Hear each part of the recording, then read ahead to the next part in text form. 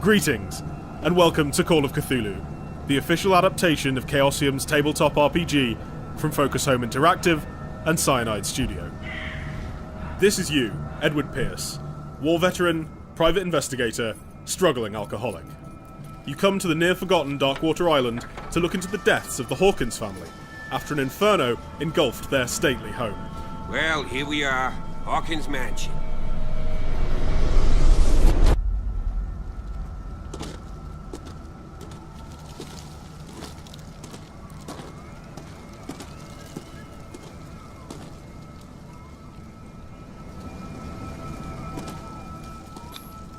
$1693. This house is much older than it seems.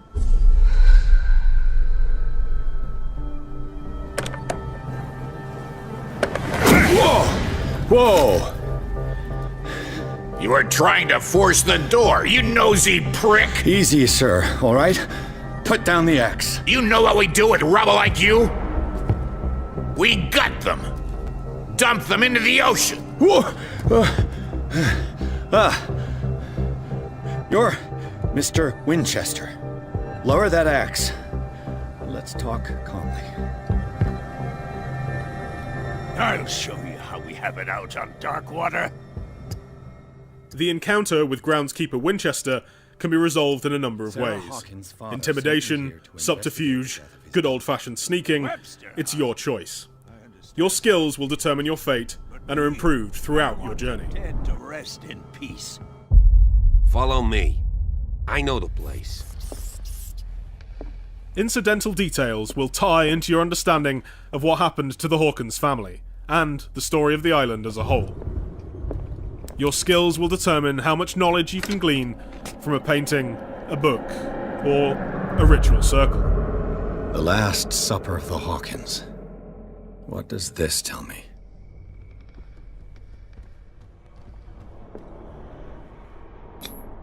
They seem happy, but Charles is already looking off into the future. His marriage just a stop along the way. Let's see if I can find something the cops missed.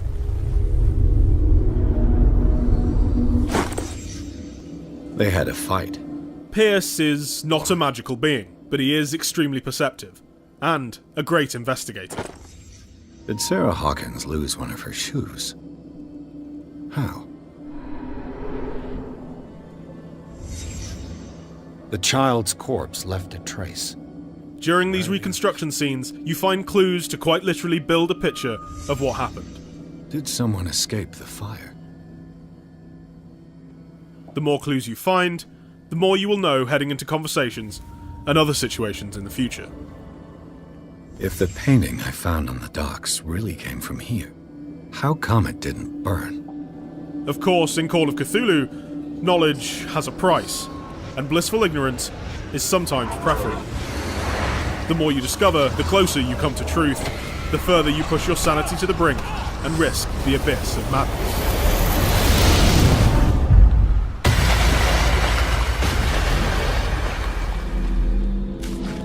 Your journey is just beginning.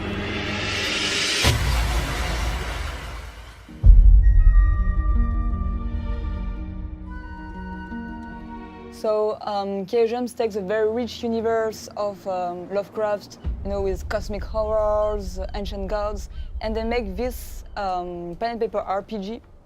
So we take our roots from this pen and paper RPG. Okay. Did you guys play the game? Or? Yes, of course. Yeah. You did? Okay, good. Like the tabletop game? Yeah. Oh. Long time ago.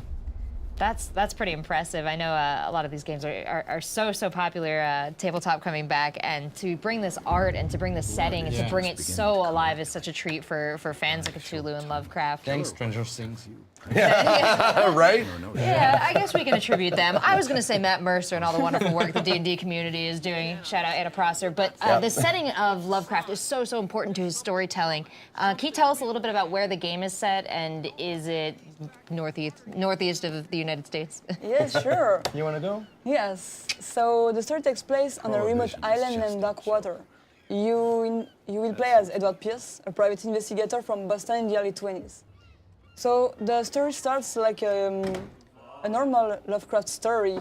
So we've been hired to investigate on a very suspicious fire accident that took the life of the Hawkins family. And as long as you progress and Pierce get closer to the truth, he will fall into madness and yeah, nothing good at the end. And are we trying to fall into madness? Are we trying to avoid and hold off madness as long as we can more here? the latter, yeah. All right. And how does the madness as it encroaches upon our player affect the gameplay? Yeah, it's a core question to this game. So it's not about a system properly, okay? We try Let's to get put him the another player drink. inside the shoes of the protagonist of a Lovecraftian story. So the point is to make him become mad, because every protagonist in a Lovecraft story becomes mad in the end. So it's not about playing with a system. We didn't want the player to be aware that there were system working behind the scene, because then he would understand it and he could, be able to master it. Right, yeah. Yeah, so no, it's pretty story-driven, and you will become mad. The point is, can you retain some of your sanity in the end, so you will still have some free will? I absolutely love that there are things that the player cannot see and does not know as they go through. I'm sure, like, since it's very story-driven, like, do your choices, like, affect everything, like, around you and that kind of stuff? A photograph. Yes, not every choice, but yeah, you have at several points in the game some very important choices or action to take or not to take, or decision to know about something or to just ignore it. These are the step the player can choose. Excellent. As you're traveling through this game, do you stop and pick up bits of collectibles or lore or stuff like that? All about information. Okay. So it's like hunting for clues. Yeah, but not in a Sherlock way. It's more about, at the beginning, this is an investigation. Okay. But as your protagonist begins to understand that he put his fingers into something very horrific, then he will decide that, it's not a superhero. So he will just say, oh, I just got to get out of here. Right. Yeah, so it's, in the end, not very much a game of investigation. It begins like a normal case, as in most of Lovecraftian story. But then it follows up with some kind of survival pursuit. How linear is the story progression? It's linear you do every chapter in a given order. Okay. But in every chapter you have branches. It depends on how you build your characters, the skills you decided to upgrade or not, the choice you've made, the action you took, and the relationship you developed with the main characters of our story. For example, you want to reach your objective, you can use your skill and lockpick a door, you can use your athleticism to push obstacles, you can talk to some cop and make friends with him so he allows you to pass through the main door, or you can, learn things about the tunnels underneath and decide to go that road. Okay, so there's a RPG system in place. Yes. Okay. How do you acquire these skills? Is there experience or? Yeah, you have two ways. You want to explain? Yeah, so as you progress through the story, you will be rewarded by experience points. Okay. And there are some other skills that will develop only if you find the right items on the environment, Okay. like forensic books or things like that. So we have a lot of skills such as occultism, psychology, investigation, or even spot hidden, which is very important in the KGM rulebook. So what you're saying is that a player who is slow and meticulous and looks at every, that's what I do, will be rewarded because you'll find more like... You will be able to do better choices.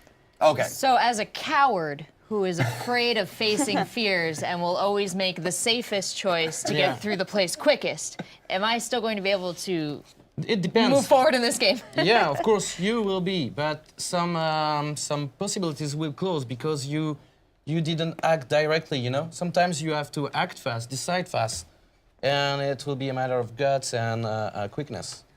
Well, my question is, we see a lot of games draw inspiration from Lovecraft and Cthulhu, Yeah. and pay homage to the characters in their gameplay. But this is one of the first times we've seen a game full on tackle Lovecraftian monsters. So we have a lot of favorites. Cthulhu everybody loves, but there's like the fish head villagers and the weird blobby gross people. How many other Lovecraftian characters are we going to encounter?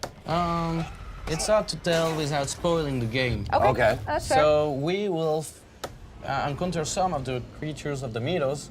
We will hear about other creatures of the meadows without seeing them. But as far as I can tell, we speak about...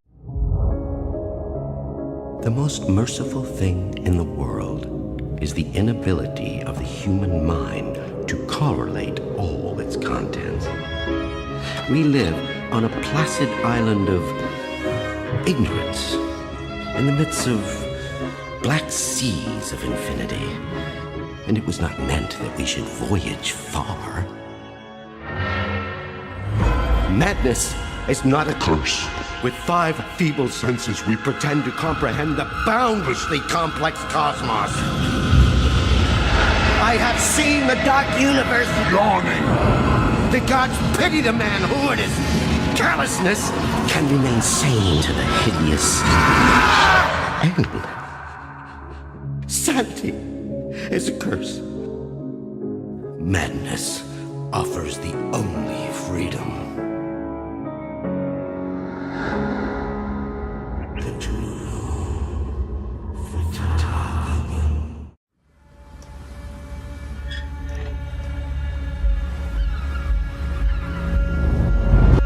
And here's patient number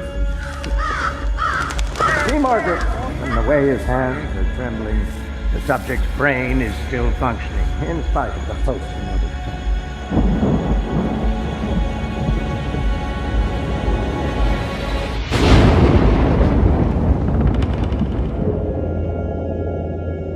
He sometimes regains consciousness.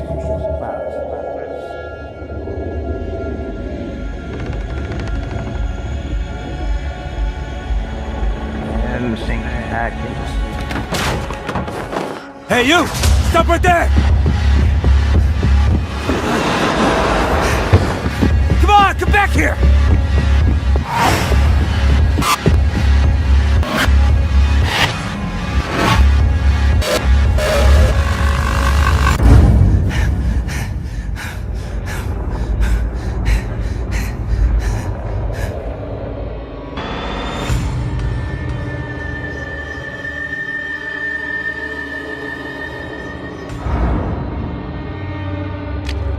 What do we recommend in this kind of situation, Margaret? Peanut butter song. Yeah, you're making progress, Margaret. But you must keep studying. Huh?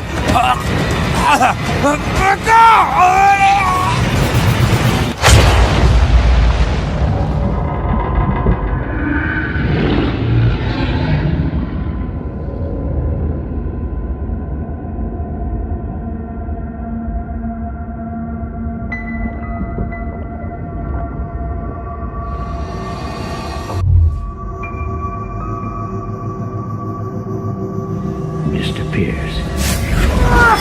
Mr. Pierce, can you hear me? The Mason! Everything is fine, Mr. Pierce. Wait, what the hell am I doing here? It was just a nightmare. I was there! Mr. Pierce, don't Have move. to get back You there. have to rest. No, but the dreams, they were real! Only time can heal I your have affliction. to...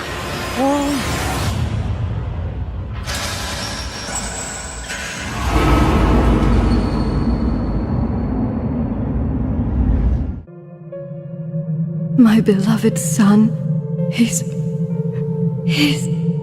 I don't trust them. You must help me, Mr. Pierce. a monster!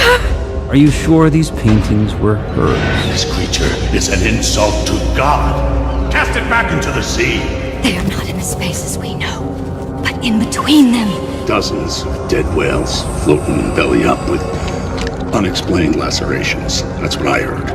People fear darkness, but if I were you, I would fear light. Fire was an accident. The case is closed. The bodies, they don't match! Turn back while you still can. There's nothing to find here. I have seen things! Dreams of the deep, of a lightless city. Have you had those dreams as well? He's dreaming. He will awake. Mr. Pierce, have you ever questioned your own sanity? Maybe you should.